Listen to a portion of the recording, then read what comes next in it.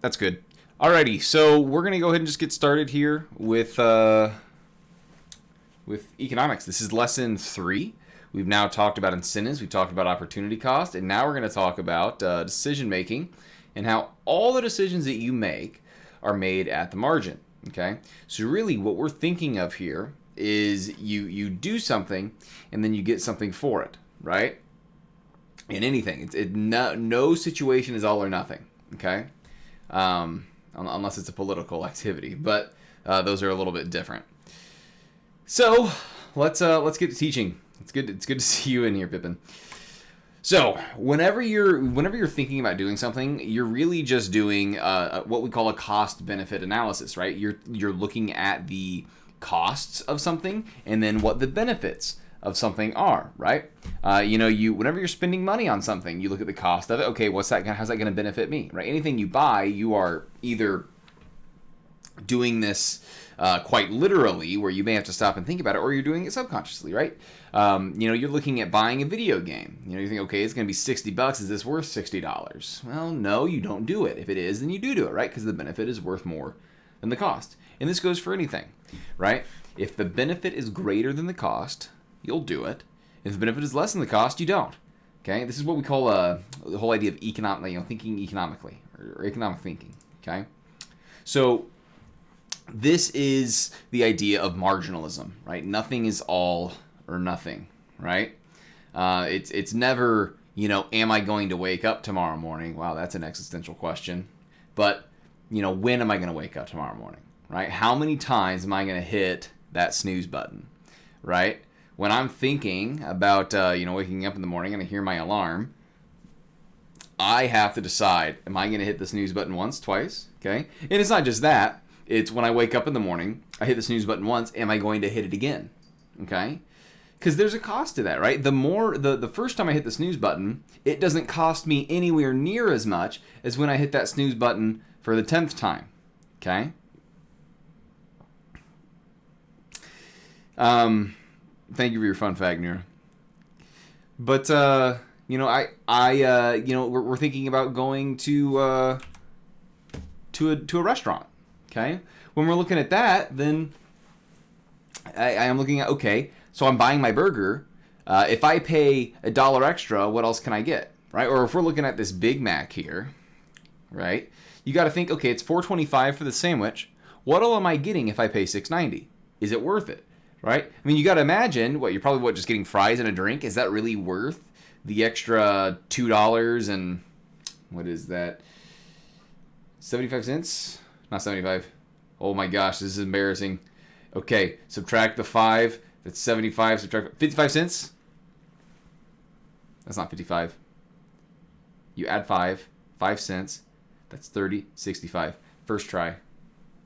Okay. Is that worth the extra $2.65? Probably not for me. I wouldn't do that. Okay. Of course, I'm not really a Big Mac eater. I've never realized how expensive the meals are at McDonald's. I'm a dollar meal kind of person, not gonna lie. Okay, but if I pay extra, what extra do I get? Right? When we're looking at any sort of decision, that's the decision that we're looking at, right? Or I guess that's incredibly redundant. When we look at any decision, it's not are we going to pay $6.90 versus $4.25? It's what do I get for that extra amount of money, right? Which inevitably does turn into the $6.90 versus $4.25. Anyways. The world is marginal. So what can you do then that makes it so that you are able to produce more, right? Because, for this here, the cost of me hitting my snooze button would be less if I was able to be more productive in the morning, right? If I could get ready in 1 minute and then be out the door, I could hit that snooze button all the way up until 7:09. And then get up, get all the things I need to get in the morning and be out the door, right? And be at work on time, right? So what can I do in order to do that? Well, there's physical abilities, right? If I was the Flash, I could wake up, at 7:14 with, 15 seconds before it flips over the next minute, and I'd be able to do everything because, I'm the fastest man alive if I were the Flash, right? Anything that I could learn. that would make me more productive, right? Maybe I figure out a more efficient way to brush my teeth. Maybe I figure out a more efficient way to get dressed. Maybe I figure out a more efficient way to, I don't know, maybe I lay out my clothes in a certain way. All those sorts of things, right? Maybe I can get some sort of device that allows me to, brew my coffee easier, right? Maybe it brews coffee as I get out of bed, right? Maybe I step on a pressure plate that's in front of my bed as I get out, and then it starts brewing the coffee. That way it's ready and I can grab it on the way out, right? There could be some other people that enable me to get ready faster, right? Maybe I hire a maid to brush my teeth for me. Okay, there's all sorts of things that I could do to make myself more productive. But if we were to apply this to, something like a factory, if we have people that are, stronger, they'd be able to probably do more stuff. Same thing with education, right? If they know better ways of doing things, if I have better machines, if I have more people working, right? You can see how this applies to a real world situation. Well, of course, getting up in the morning is a real world situation, but I want to show you this video here, right? Because in a first world country, we would have a machine that would just literally, grab it and then drop it off on top of this building. But watch this video. Hello? Maybe not? Watch this video here. They're literally moving, and I'm assuming it's concrete based on the title. It looks like sand. They're literally moving this earth up. Look at that. Whew. Right? Imagine how much more productive they could be, right, if they instead had a machine do it. Of course, a lot of these people would be out of work, right? They'd be able to find jobs elsewhere. But how much more efficient we would be if we just had the machine do it, right? Because we have those concrete mixers you'll see go by on the street. We just hook up one of those pumps to them and it'll just put it on top of the building, okay? And you got to think not only how much more productive, how much faster we could get that concrete up there, but imagine how much more productive all of these people could be, right? All of these people are here wasting their time when we could instead just have a piece of machinery do it. So let's go back to this idea of marginalism real quick. So this is how we make it so our benefit is greater, right? When we increase how much we're able to produce, okay? So let's say that we have a kitchen, okay? And we're making pizzas. And right now we have 0 cooks hired, okay? And because we have 0 cooks hired, we have 0 pizzas made. Makes sense, right? No cooks means no pizza, yeah? So how many more pizzas would we get from hiring from hiring this cook? Well, we haven't hired a cook yet, so it's 0, okay? So what's happened? Well, we don't have a cook, so we don't have any pizza. Get the picture, okay? So now let's hire one cook. This one cook, they're able to make 10 pizzas. And because they've made 10 pizzas, our marginal benefit is 10 pizzas, right? This cook's able to do everything by themselves, so they can only make 10. But what if we add a second cook? Well, now we're making 25 pizzas total. Okay, that's interesting. Why are we able to make 25? Well, I mean, you guys may know this. When you're working together with somebody, when you're able to specialize, maybe we have one person doing one thing, making the pizzas, another person doing another thing with another part of the restaurant, then you're able to make more. So we have a marginal gain here, right? From 10 to 25, we have a marginal gain of 15, right? So it says here that we have one person that's the baker and one person preparing the pizzas, okay? So you can see that because they specialize, they're able to make more. Now let's add this third cook. When we add this third cook, we're now making 45 pizzas. Ooh, boy. So when we add this third cook, we can see that we get 20 pizzas made. Because now we have even more specialization. We have a baker, we have a prep, and now instead of one of these guys having to step away from making making pizzas to go serve it, they now have a waiter to go do that, okay? So we actually got one of the, a nice little system going. So let's add a fourth cook and see how many more pizzas we can make, okay? Okay, we're still able to make more pizzas. 55, that's good. So we have a marginal benefit here of, we're going from 45 to 55. How many pizzas are we gaining? That's 10. Okay, so now this extra guy, they just kind of help out whoever's, getting behind. Maybe things are piling up. Maybe they made a lot of pizzas and they need more waiters to pump them out because these first guys are just so efficient. Okay, so this person's really just helping whoever's behind, and at some point, how many cooks can you fit in this kitchen? That's exactly right, Nora. There's only so many room, and at some point, you're going to have too many cooks in the kitchen. So let's add in a fifth person here. Uh-oh. We're still only able to make 55 pizzas. So the marginal benefit that we get is 0. We're not able to make it anymore, but we have to pay this guy. So I want you guys to start thinking, should we even have this 5th guy? If you guys have seen, was it Office Space? You know, what would you say you do here? Okay, so things are getting pretty hectic, but they aren't so hectic. I mean, if you're not able to make any more, I mean, you're not really adding that much. Okay, and then we go and we add a 6th person. We drop down to 40 pizzas. Our marginal benefit is negative now. Oh my gosh, get them out of the way. Okay, too many cooks in the kitchen. So, I mean, you gotta think, would you hire 6 cooks? Well, no, because you know when you hire the 6th one, you're now losing productivity. What about the 5th cook? That's a question we have to ask. Would you hire the 5th cook? You're not getting anything extra. So would you pay money to hire them? Right? Let's look at cook number 4. Okay? I'm waiting for this to go away desperately so you guys can read it. Sorry. So what's the most you're willing to pay cook number 4? Okay? So you see cook number 4, they make 100 extra pieces of pizza. And we're going to assume this is per day, right? They're able to make 10 extra pieces of pizza. So if a pizza price is $10 and they're able to make us make 10 more, we'd be willing to pay up to $100 extra, right? Because if they make 10 pizzas, if they help us make 10 more pizzas than we otherwise wouldn't have, and they give us 10, then we would essentially be able to pay them up to $100 because that's how much money they bring us in revenue, right? Assuming there's no other cost we have to worry about, okay? So that's the most we'd be willing to pay them, okay? You know, you're saying that you would stop at 3, Nora, and I'm curious why that is.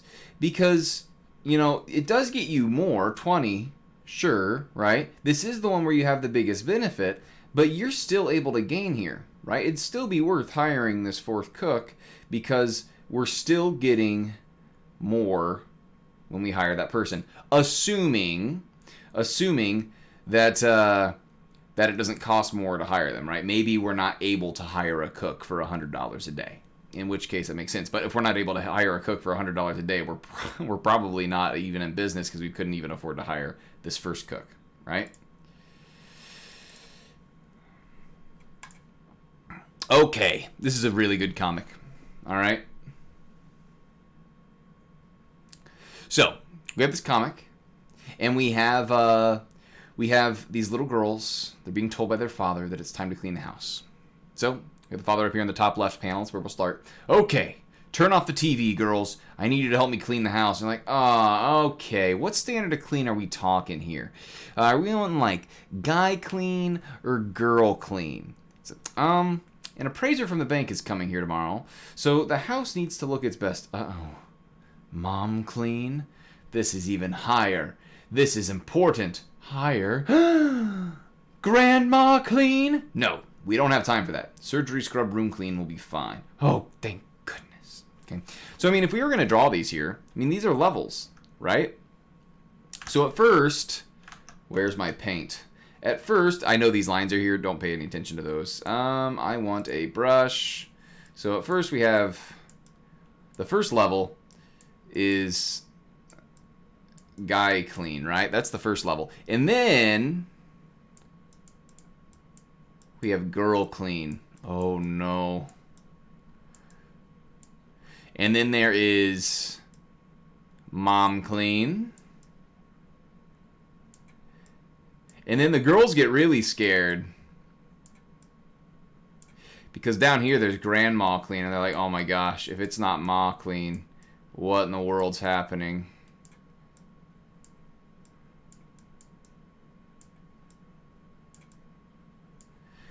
Okay, so they're getting scared. Like, oh my gosh, do we have to really do all of this work to get grandma clean? Okay, because of course, you know, at some point there's probably a cost to all these, right? How many hours, right? Maybe guy clean is just like 1 hour of cleaning, okay? Maybe guy clean's 1 hour, okay? Maybe girl clean is an additional 2 hours of clean, okay? And then maybe mom cleaning is an additional 3 hours, so you spend 6 hours cleaning, right? And then maybe grandma's cleaning, you know, you're spending like 18 hours by the time you get down to grandma cleaning. You're just cleaning for 2 days straight. Maybe says, nah, surgery clean is fine. Surgery, scrub, room clean is fine. You only have to spend, we only have to spend, what is that? I want 8. So it's got 360. Let's do 4 here as an additional. You got to spend a lot of time getting that scrub room clean. They don't have all the access to materials anyways. But hooey, the cost keeps getting higher and higher and higher, but the benefit, all they need is this here, right? This is whatever this number is, that there is going to be a series of benefits, right? But it's not really something that's easily measurable, right? Because you can't really measure in any sort of unit how clean something is. But what we know from this comic is that the dad said, this is not enough, this is not enough, this is not enough. We need to have this, right? So that's where we have our little check mark. Okay. All right. So let's go back. So let's go back to this idea of rational, right? Remember talking about rational, right? Everybody's rational. We mentioned that. But here's the thing, right? Everybody's rational, right? I said that. And I mean that to the full extent, right? And that even goes, oh man, I really hate that there's multiple pages on that. This even goes back to the whole alarm clock thing, right? Everybody's rational. At some point, I always get up to work, right? At some point, even a person that's addicted, the only thing they ever want to do is, chase a high. At some point, they do stop and eat. Speaking of, let's say that there's a buffet, right? How much of something should you do? That applies to a buffet as well. So how much should you eat at a buffet? Well, let's go back and think about marginalism. How much should you eat at a buffet? Well, you should stop eating when the marginal cost is more than the marginal benefit, right? You should stop when the marginal cost is more than the marginal benefit. You may think, oh, well, as much as possible. And that may be what I'm saying, right? Because at some point, that next bite of food, I don't want to do it, but I'm going to do it. Oh. That's probably as much as possible. And you know that at some point, you take a bite and you're like, yeah, you know what? If I were to take the next one, I would vomit and I would hate myself for having come here, right? So you stop when the marginal cost is greater than the marginal, or you stop until that would be true, right? You don't want to do it and put yourself over and then, make a mess for the people at Pizza Hut to clean up, okay? So they stop when the marginal benefit has been overtaken by the marginal cost. And the thing is, when you're at a buffet, is my cost going up with each bite I take? No, it's not. So you actually have an interesting scenario here where the marginal cost is actually 0 every time, right? It's free. Every single bite that I take after I pay my, my fee to get in, every bite I take is absolutely free. So the only way for the marginal benefit to be overtaken by the marginal cost is if my marginal benefit becomes 0. Sorry, less than 0, right? Again, it'd be that bite where I know if I take another bite, I'm going to regret it, okay? Paul Hine, he had the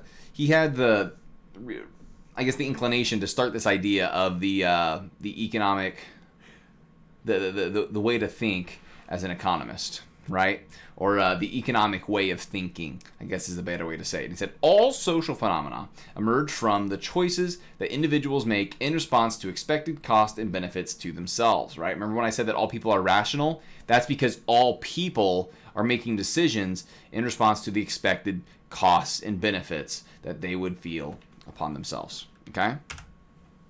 So when we're looking at how in the world, we're going to, enable individuals to make decisions, the value that individuals place on life, on their time, how much they think about the beauty of something, right? The aesthetics. It's difficult for experts to determine how much each individual person is able to value those things, right? At the end of the day, the person that knows what's best for you is you. So that's why when we try to make these large, sweeping, legislative actions or executive actions, we can often find ourselves getting into a little bit of trouble where things are now inefficient and activities are being undertaken that otherwise would not have been undertaken because the experts just truly aren't experts when it comes to the individual. Okay. So one of the best ways to show that, and just how the world is so intricate, is this video here. It's based on the essay by Leonard Read, SciPencil. This is what I was talking about when I was talking about the book by Milton Friedman. He references this essay, and this is a video made on that essay.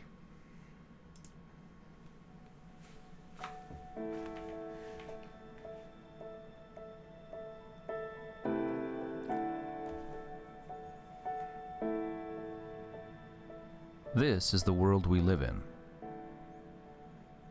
If we weren't surrounded by it every day, if we didn't take it for granted, we'd be dumbstruck by its very intricacy and brilliance.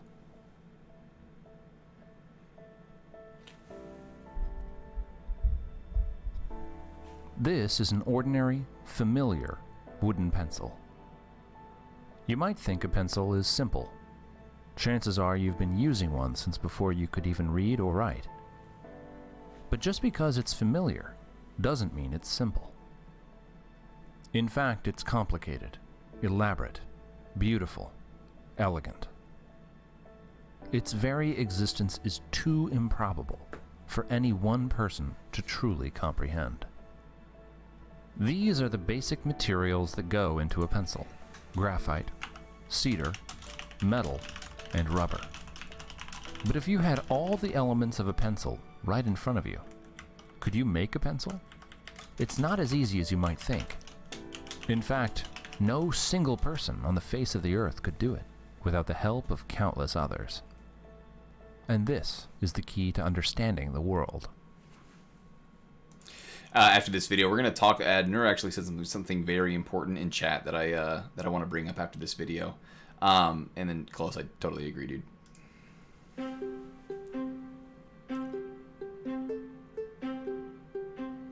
A pencil, just like you and me, is the end result of a vast and intricate family tree, a symphony of human activity that spans the globe. And Close, I want you to pay attention to this video because I'm going to make a RuneScape allegory after this. A vast number of people have had a hand in making this simple pencil. Unlike your family tree, this one begins with an actual tree. The most immediate ancestor of the pencil is a cedar tree in the Pacific Northwest. But the loggers who harvest the timber are also its ancestors. And these men don't work alone. They, in turn, are assisted by the people and industries that produce the saws, rope, and countless other tools that they use. These are also the ancestors of our pencil. As is the waitress at a nearby diner who sells the loggers lunch, to say nothing of the thousands of people involved in producing that simple midday meal. Across time and space, the web grows. Consider the roads, trucks, ships, communication systems, and the people who design, build, and maintain them. All of them are necessary to bring the lumber to the mills and the slat factories that process them. All of them are also the ancestors of the pencil. And even with the work of all these people, so far all we have is a stained wooden slat, a naked half of a wooden body of a pencil. All that for wood. That's it. We're trying to build a pencil here. The family tree is larger and more extensive. The graphite is mined in China and Sri Lanka. At the pencil factory, it's mixed with clay and heat and other materials before it's extruded, dried, and baked in a kiln.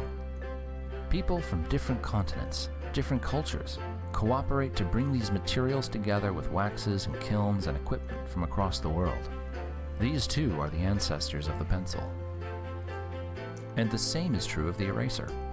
With ingredients from around the world, it's the end result of a similarly complex and exotic branch of the family tree.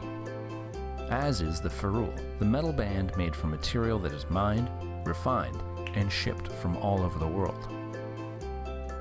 Each part of the pencil is the result of the collaboration and cooperation of millions of people. Together, they form a process that is constantly changing and adapting.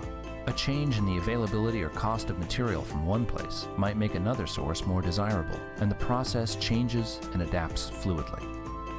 And there is a fact that's still more astounding: the absence of a mastermind, of anyone dictating these countless actions which bring a pencil into being. Each member of this family tree supplies only a small amount of the necessary know-how needed to make a pencil.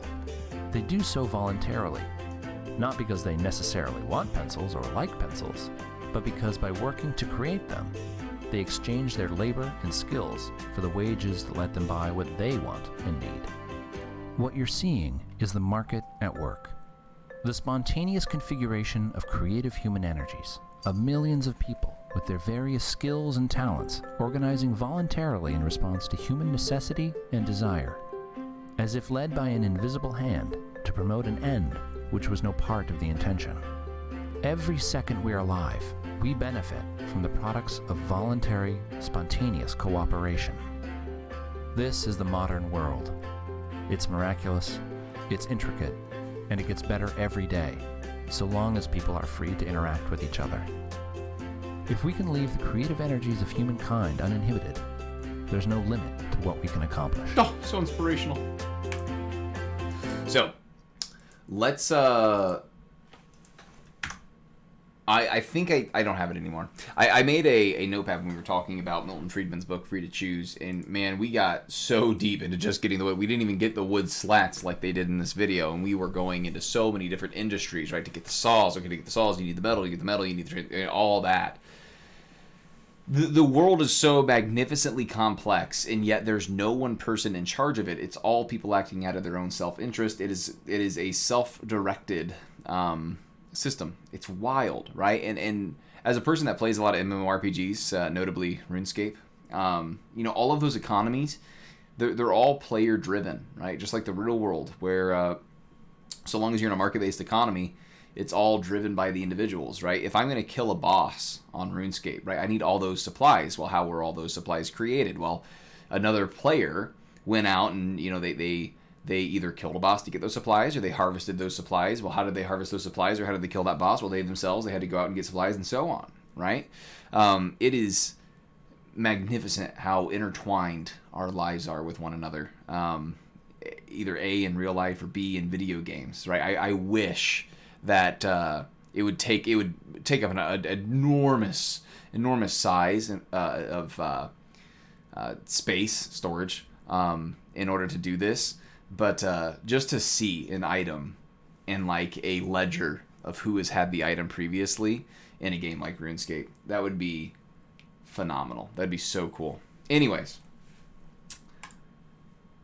let's say that we have a lady named Maria, and they're trying to buy some gas and have their car washed. Okay, they want both of these things. Maria wants to have gasoline in her car and wants to have their car washed. Okay, she finds that if she buys 9 gallons of gasoline at $2.50 per gallon, the car wash will cost $2. But if they buy that 10th gallon of gasoline, the car wash is free. So for Maria, the marginal cost of the 10th gallon of gasoline is how much? Yeah, I'll go back to that. Thank you, Nur. I'll go back to after this. I'll probably do it after the lecture. But, so she's going to buy the car wash anyways, right? She's going to buy the car wash anyways. And she's going to buy at least 9 gallons of gas. So if she buys the 10th gallon of gasoline, what is the marginal cost? Because she's going to get the car wash anyways, right? So it's either she pays, $2 and gets the car wash, or she can pay $2.50 extra, get the 10th gallon of gas, and then get the car wash. So, how much is the 10th gallon of gasoline? Well, it costs her $2.50, but when she does, she's also getting her $2 car wash for free, which drops the price down $2, right? So the marginal cost of that 10th gallon is actually only 50 cents. It only costs her 50 cents extra, okay? Because she was going to get the car wash anyways, which is $2, right? So $2.50 minus 2, you have a marginal cost of 50 cents. Okay? So, yeah, I'll go over it now actually, because we're going to go into something a little bit else. I want to go back to the buffet. You said over here in chat, I can't highlight unfortunately, but you said, well, if you take into account how much food itself costs, if you eat less than what you paid, then you lose money. And that's true, but I want to say you should not take into account when, after you've paid and you're thinking about, man, do I want to have another bite? 10 bites later, man, do I want to have another bite? Man, 10 bites later, do I want to have another bite? You shouldn't be thinking about how much you paid, because that's a sunk cost. It doesn't matter how much you paid, because how much you paid does not affect the current cost that you have, right? If I pay $12 to get into the buffet, once I'm eating and I'm on my 5th plate, how much I paid doesn't matter. The next bite is free, right? So really I'm looking at, okay, am I going to enjoy the next bite or not? If I'm not going to enjoy the next bite and the next bite's going to make me feel horrible, then I should not take that bite, because then my benefit would be negative and my cost would be 0. So let's go back to this. So there's going to be a quiz for my students. I'm just going to go ahead and go over this. I would just remind my students to kind of review these things. Why do incentives matter so much? Why is scarcity so important, right? What is scarcity? Think about what we talked about, thinking at the margin, and then what does TNSTOFL stand for? There's no such thing as a free lunch is what it stands for, and what does that have to do with? There's a certain cost it has to do with. So, my online students be thinking about that. Now we're going to move into this idea. This does a good job of demonstrating the idea of opportunity cost. So we're going to actually plot this, okay? This is what we call a production possibilities curve. What we're going to make, I need to erase this. Whoopsie. Oh, and if I erase this, I knew it. Okay, so we need to do a little Control Z here. Hopefully I can undo all of this. It's going to be really unfortunate if I can't. Yep, I knew it. I knew it. Okay, so we're going to have to kill me now. Okay, we're just going to do this. Then we're going to reopen Paint. Can't believe I did that.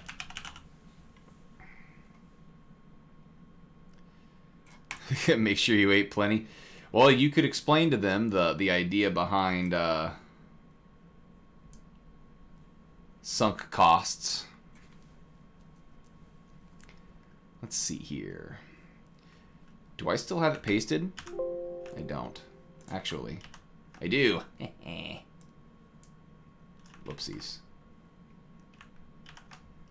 And then, you know what? Can I crop this? I can actually, nope, I can't. Feels bad. Let's make this bigger. Maybe not.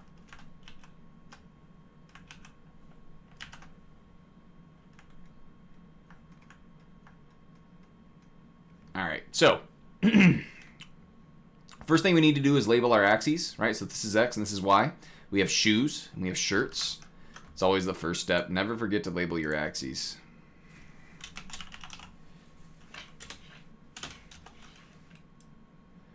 We got shows. We got shirts. Whoopsies. Okay. And then we're going to try a clever way of... So this goes up to 21, right? So we have 2, 4, 6, 8, 10, 12, 14, 16, 18, 20, 22. What if we did every other? So 1, 2, 3, 4, 5, 6, 7, 8, 9, 10, 11, 12, 13, 14, 15, 16, 17, 18, 19, 20. That should work. Welcome, Sloth. So is that big enough?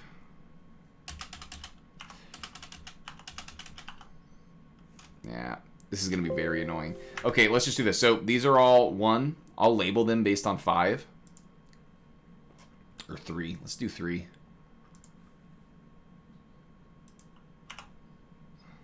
1, 2, 3. 6. So we got 3, 6, 9,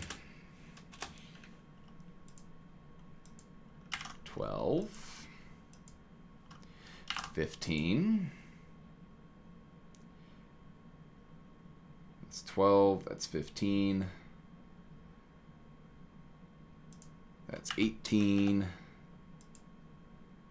And that's 21. And then 24 should be enough, I think.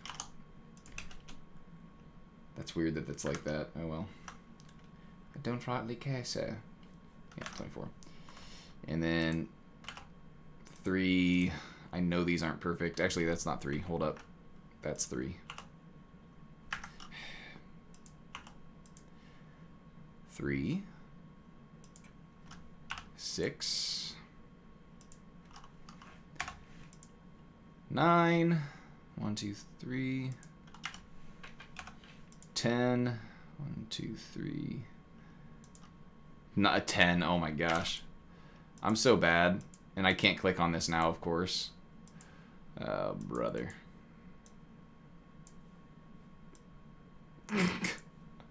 Teacher, by the way.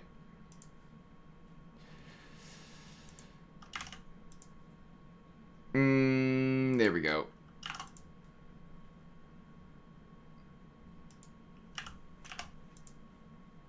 And then this would be 21 up here. I don't think anything goes above 21, so should be all gravy. So for shoes, of course, that's the one that goes to 21. So when we're making 0 shoes, we can make 15 shirts. So 0 shoes, the way we plot these points, just like you would any other point.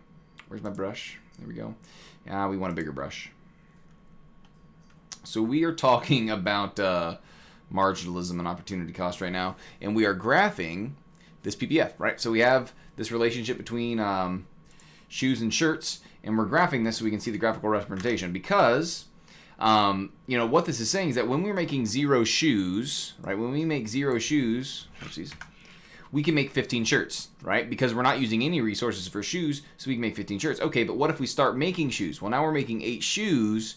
We can only make 14 shirts now, right? We have to give up a shirt in order to make more shoes. Or we make 14 shoes now, so we gain 6 shoes, but we lose out on 2 shirts now, right? To make 8, it only cost us, you know, 1 shirt the last time, but now if we go to make 14 shoes, we gain 6 shoes, but we lose out on 2 shirts, right? So it's costing us more and more resources. You can see as we move down here, we lose 3 shirts, but we gain 4 shoes. You know, we gain 2 shoes here, but we lose 4 shirts, and eventually we lose the rest of our shirts to make all 21 shoes. Okay, so exactly right.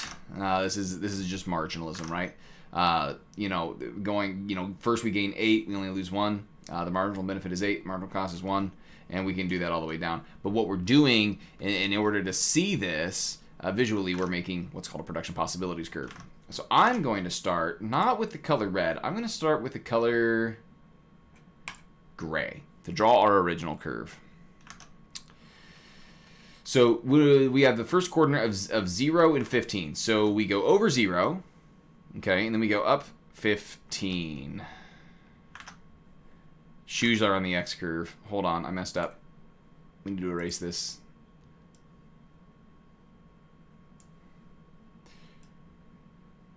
I put the X line on the Y one. Okay, so this should be shoes.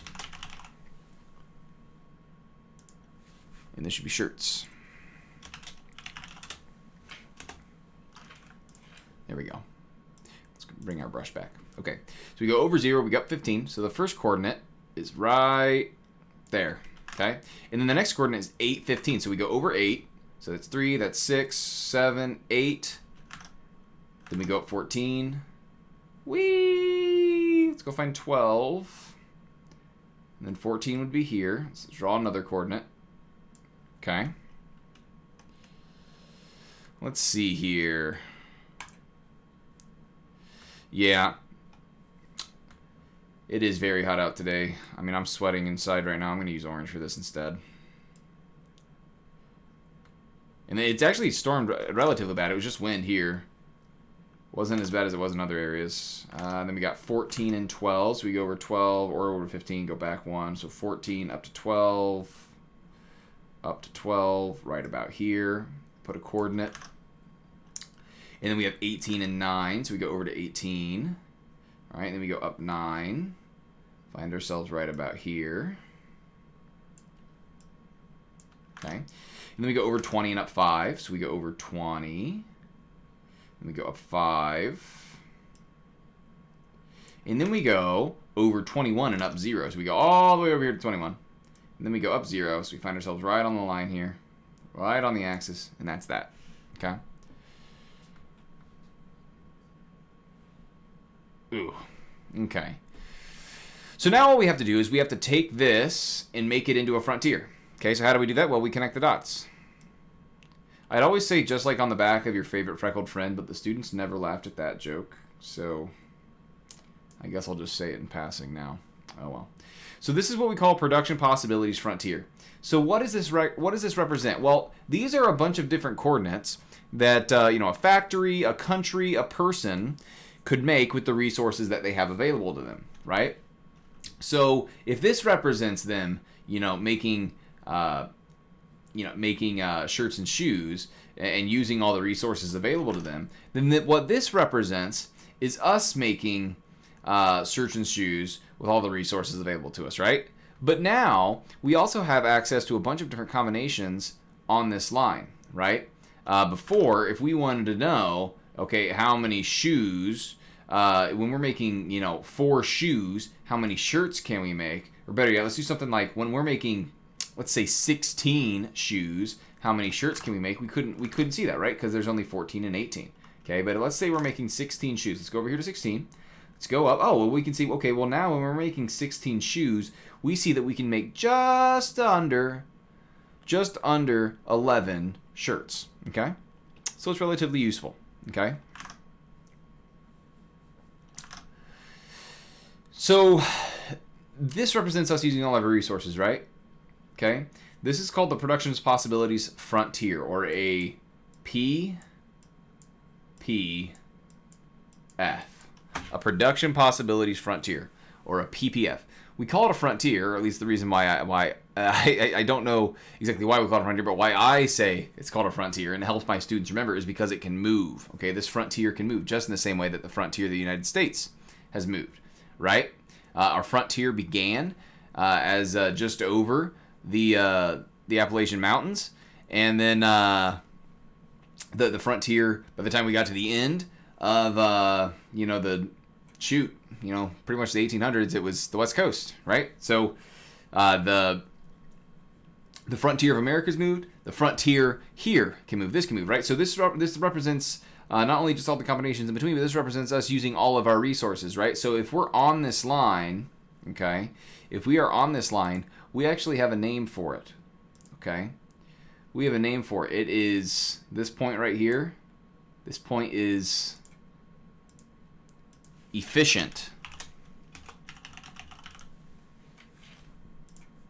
Okay, because it's on the line, right? This, every line on this point represents us using all your resources. So I don't know about you guys, but if you're using all of your resources, you're being quite efficient, okay?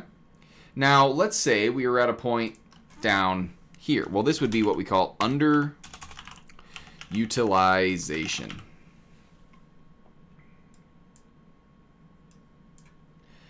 Right? So if we were looking at something like, whoa, not that. If we were looking at something like this point here, that's underutilization. We are not utilizing all of our resources. Okay, what about a point up here? Well, this is what we call impossible. All right? Because if this is us being efficient, using all of our resources, and this down here is underutilization, us not using all of our resources, us not utilizing all of our resources, right? Right here we're making one shoe, but it looks like when we're making one shoe, we could be making one shoe and almost 15 shirts, but instead we're only making one shirt, right? That's a big, big waste of resources, okay? So what can we do then, right? Maybe let's say that I'm running this shop and I'm making shirts and shoes, and I'm ordering supplies from some supplier, okay? And then I want to be able to make more shirts, right? How do I make what used to be impossible possible, okay? Well, the idea would be that I would have to find a way to get more shirts, okay? More materials for more shirts. Or what I could do is I could instead, I'm going to use green for this, I could instead maybe get some better technology, or maybe I manage my company in a better way that I get more shirts and shoes out of every resource that I have. So then you can see that would be an increase in the production possibilities frontier, right? What used to be impossible, I can now do, right? Or let's say something happens. Let's say that I've been a really bad manager, and I maybe let people use the machines incorrectly, and that will then, you can see, what used to be efficient, I now can't even do because my machines are being used so properly, right? So just to put some text here, this is a decrease in the PPF. And this up here, let me switch back to green, is an increase in the PPF, right? And what I want you to see is that when you increase the production possibilities frontier, what used to be impossible is now possible. What used to be efficient is now underutilization. And when you decrease the production possibility frontier, what used to be efficient is now impossible. And, this point here, I'll just go ahead and draw a little red point so you guys can see exactly what I'm referring to. This little red point, we'll say right here. This used to be underutilization, but now it's the most I can do. Now it's efficient. Ugh. Okay? So, I got to ask you, if this is production, right? As a society, if we were to put, everything and then everything else on this axis, right? So this represents our production as a whole, our production as a society. How do we get to where we can produce more? Well, we get a couple things, okay? We get to get more resources. We have to get more resources if we want to produce more, or we can get better technology if we want to produce more. Okay? And in the same way, if we get less resources or worse resources, we know that we're going to have a decrease in production. We're going to get a decrease in production. So, again, going over these points, underutilization is below the curve. We're not using our resources effectively. Okay? You can see that's underutilization. Okay? It is a point on the curve. It's efficient. You're using your resources efficiently. You don't have any waste, right? That's right here. Okay. Or you have a point that is impossible. It's a point that is above the curve. You're not using your resources. You're not able to even try to use your resources to get here because you just don't have enough resources or the technology to do it. Okay. And I want you to look at something here. There's the law of increasing costs. Okay. This states that as you move from producing one item to another, more and more resources are needed to produce the second item. Okay, or if you'd like to say this instead, as you shift from producing one good to another, the opportunity cost increases. And let's look at that.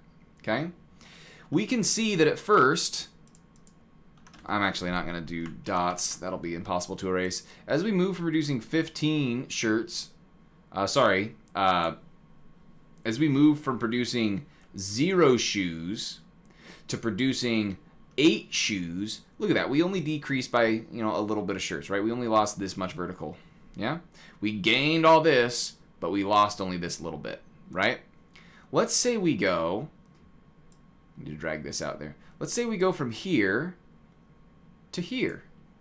Okay. Well, we gained a little bit less, right? We gained a little bit less shoes, but we lost even more, right? Compare this, right? Compare that to this little bit, right? Okay, now let's go to making from 14 shoes to making 17 or 18. Okay, so let's draw this down, draw it over. Okay, so now we're getting even less shoes. We're making more shoes total, but marginally we've gotten less. And let's compare this here. I mean, we have all of this, right, that we're losing, whereas before we only lost that much. Okay, so let's go move again. Whee! Oh man, look at that. We're gaining marginally less shoes, and now we're losing all this as opposed to this amount, right? So you can see that we're losing more and more. It's costing us more and more shirts whenever we want to make more and more shoes. Okay? And then there's this. I mean, look at that. We only gain a little bit, but we lose. Woo-wee, whole lot. Okay.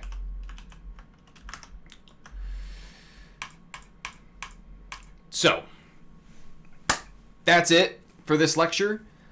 This, again, was lecture 3, Marginalism. I don't have anything